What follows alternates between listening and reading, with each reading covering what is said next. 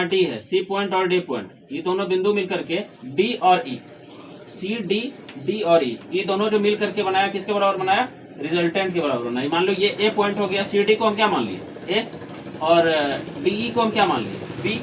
ठीक है, समझ रहा बात को, यहाँ से यहाँ तक ए पॉइंट है पूरा, ये है ना ये, तो सी डी को हम ए पॉइंट मान लिए और डी ई को हम बी पॉइंट मान लिए, ले लिए। ठीक है, कंसिडर कर रहे हैं इसको कि ये ए पॉइंट है, ये बी पॉइंट है।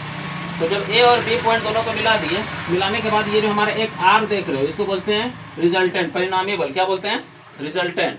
तो ये रिजल्टेंट यहीं पे हो जाता है R is equal to A plus B. क्या होता है, ए प्लस बी, यानी कि तो जो आर है ये ए और ये बी दोनों का योग है। क्या है, ए और बी दोनों का योग है।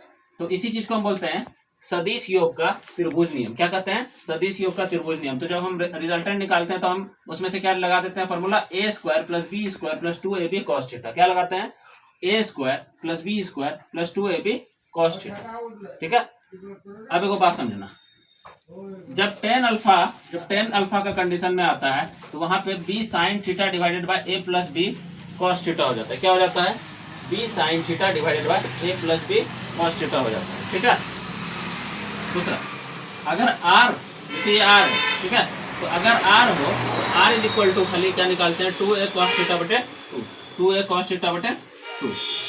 इसमें से आर का टर्म में क्या क्या होता है, आर मैक्सिमम और आर मिनिमम। आर मैक्सिमम अगर होता है तो उस कंडीशन में ए प्लस बी हो जाता है, जहाँ पे थीटा इक्वल टू 0 डिग्री होता है। कितना होता है, थीटा इक्वल टू 0 डिग्री होता है। और ए माइनस बी के कंडीशन में थीटा इक्वल टू 180 डिग्री हो जाता है। कितना होता है, थीटा इक्वल टू 180 डिग्री हो जाता है। यानी कि जब थीटा 180 डिग्री रहेगा तो उस कंडीशन में आर मिनिमम यानी कि ए माइनस बी कंडीशन को फॉलो करता है।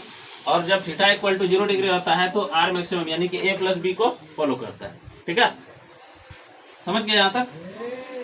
अब हम दूसरा नियम के बारे में देखते हैं।